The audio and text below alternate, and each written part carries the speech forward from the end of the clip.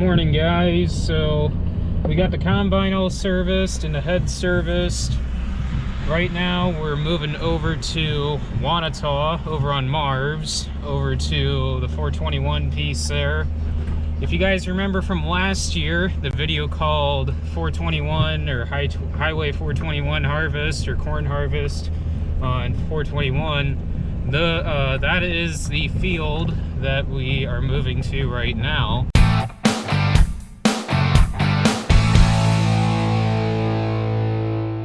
Later we will come back and get the grain cart and move over there. We are not going to use the semis today.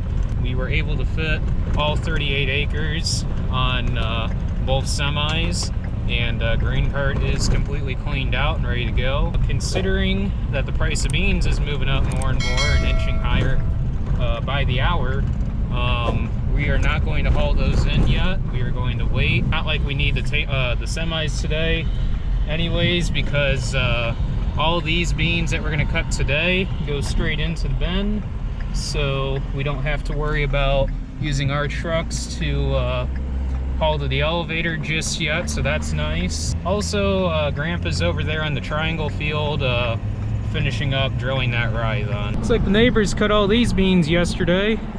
Grain cart's full over there. Go check out Mitzner Meats and Mitzner Show Cattle. Shout out to them. There you go, Jay. Can't say I never gave you a shout out.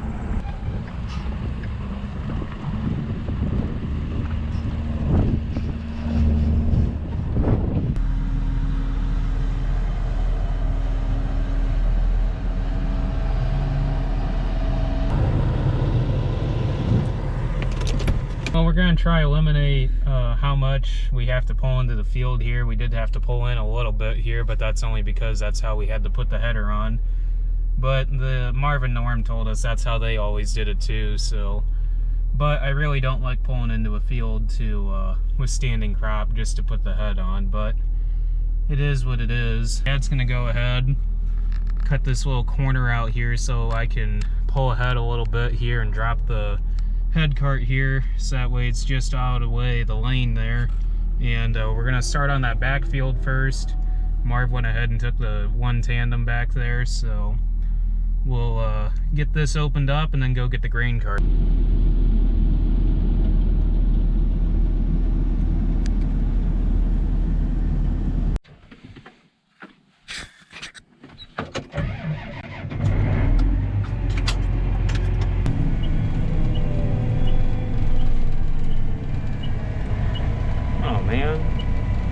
Thing dirty. Oversized load. What we got coming down the highway. Wow, that's something you don't see every day. Wow, it's like deja vu working on this field again. Dad's cutting up all the way to the back there, and I'll just go ahead and follow him around because I know he's gonna need me to dump on back there. I just got off the radio with Dad, and I think you guys are going to be pretty stoked to see what we're going to be getting next week. It's something that's pretty cool, and I can't wait to try the thing out. And it's going to be coming next week. The beans over at the river will be ready then next week, and we told them to bring it out when we're over there on that river farm. That would be an awesome farm to do that demo on. And it's going to be coming up from Petersburg, Indiana, I believe. And so I would hit subscribe right now and stay tuned and make sure you click that bell. That way you get notified when this thing releases next week, because this will be awesome. I'll have drone footage, GoPro footage. It'll be pretty awesome. So be sure to hit subscribe. So we got the field opened up, and Marv is working on moving the tandems over here on the ditch bank. That's going to help out a lot. That way I don't have to keep crossing over that culvert with a loaded cart. Dad's going to split the field in the middle here, and that's going to make things a little bit easier when we're going to load trucks here in the middle. So that'll be a heck of a lot easier. And that way I don't have to make a long pull all the way across the end rows like we were doing last year. Dust is flying here, and testing about 12%. Got about half this backfield done. Once we end up getting this field done, we're gonna end up moving back clear over to the other side of Wanata. Marv's got some beans over there. I think about 25 acres I know of that are ready. I think another 30 as well. And that's it for what he's got that's ready. There's about 90 acres that he has that won't be ready till after it freezes here. And another, I think, 60 that won't go till after it freezes, and then the rest he's got is corn. Again, like I said, the Rivers beans are not going to be ready till next week, first part of next week, and then pretty much then all we got is corn, because we have not picked any of our corn yet. We still have to clean out the our dump pit at our bin site, and once we do that, just take the air compressor and blow some stuff off out there. We are ready to rock and roll then on corn.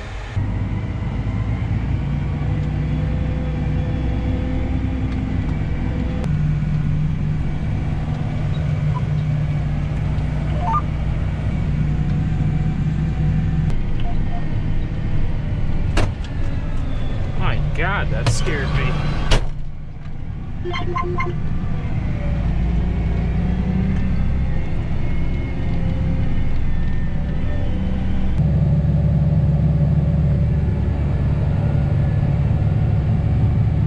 I know a couple of guys were asking me in previous videos if or how long it took me to set the mirrors in order for me to see unloading with the cart and catching a load from the combine in that mirror. When we first got this tractor, I got in and I didn't understand why the mirrors were set like that, and I never took the time to adjust them until the fall that we had it. I couldn't believe the visibility I had with the mirrors, and I know the previous owner ran it on a grain cart, so I imagine he took some serious time on getting these mirrors set. So whoever owned this tractor last, big shout out to you, because you did an awesome job setting up these mirrors for running grain cart.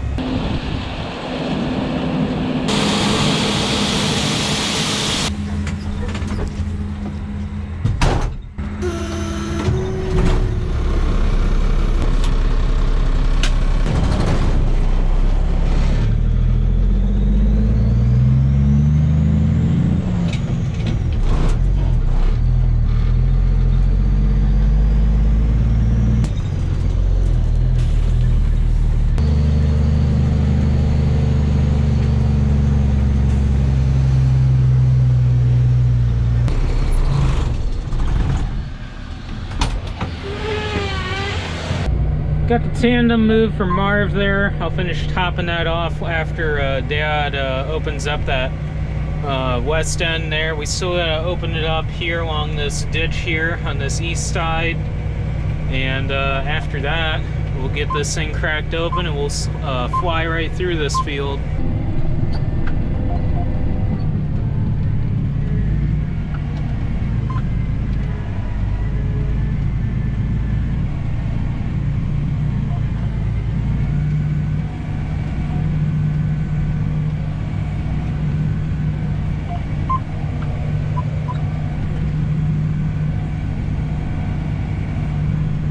Pretty slow day today running grain cart, but as long as the combine keeps moving, that's good.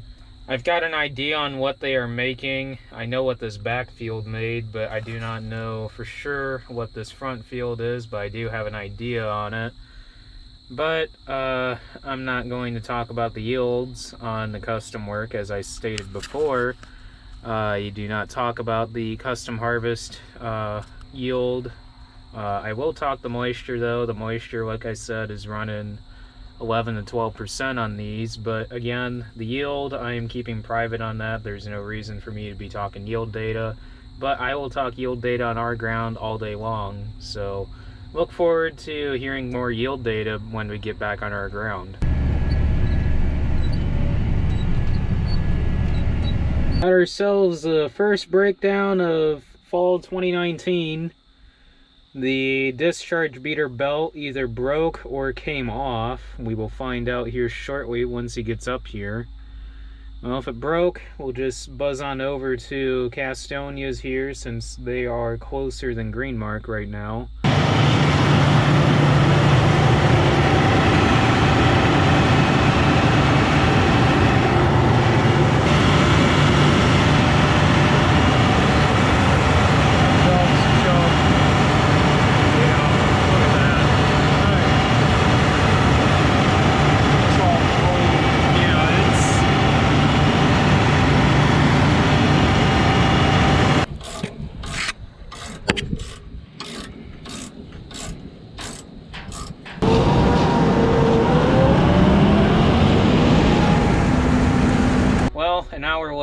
we are back up and running. Castonia's had the belts, and couldn't believe how long that adjuster was on that chopper. My God, that chopper belt adjuster is insanely long. Took me about 15 minutes just to get the thing undone. Holy cow. So finally got those two belts back on, and finally up and running again. Should only take us about another hour and a half to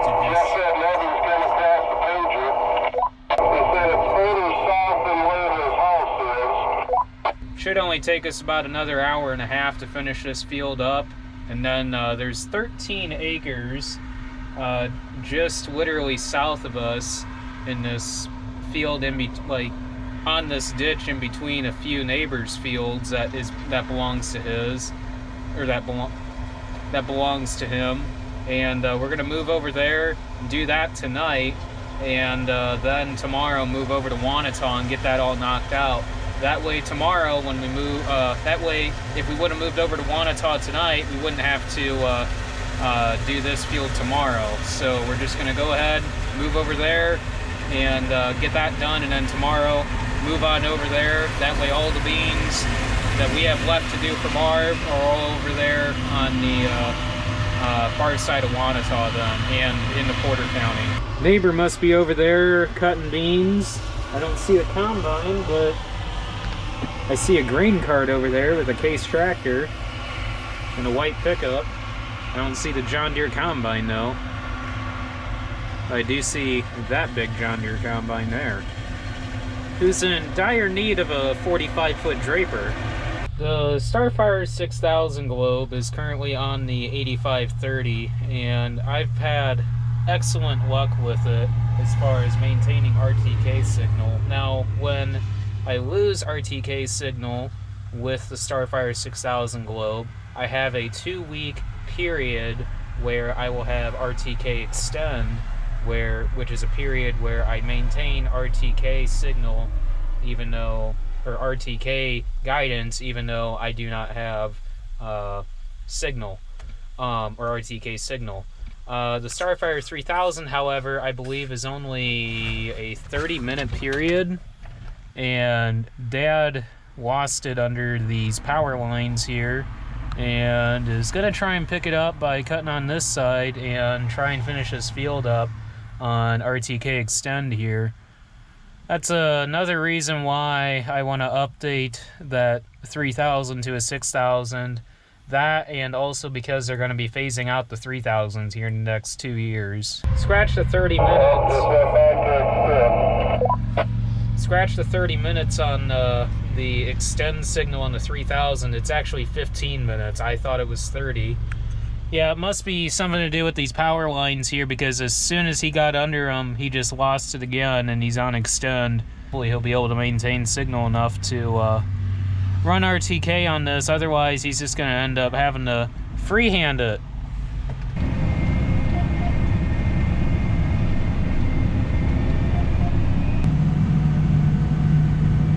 Other field wrapped up and done.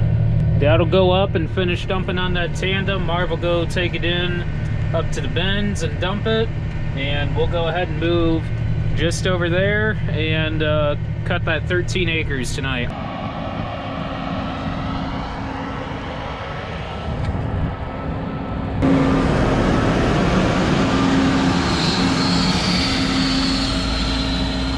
Time to go have fun on 421.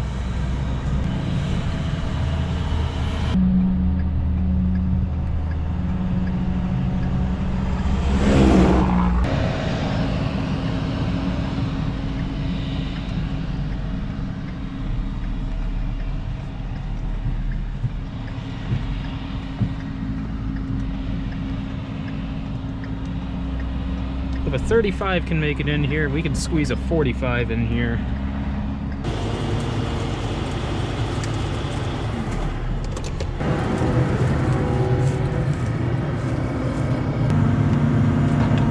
Well, my turn to have fun on 421.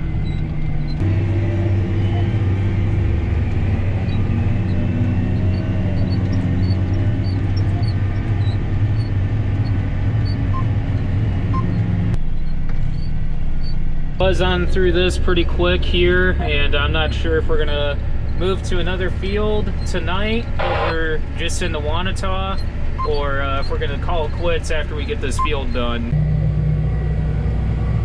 Oh man, looks like he's got a pile there on the head. Let's hope we don't have anything broke on the sickle.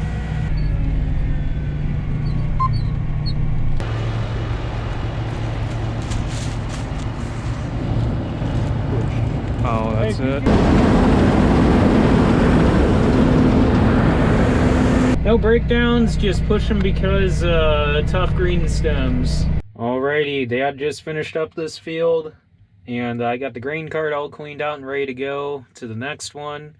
We're going to call it quits for the night because I believe the rest of the beans he's got go straight into the elevator, and I believe this load will finish up that grain bin. So, we're going to call it quits, and I will catch you guys in the next video then.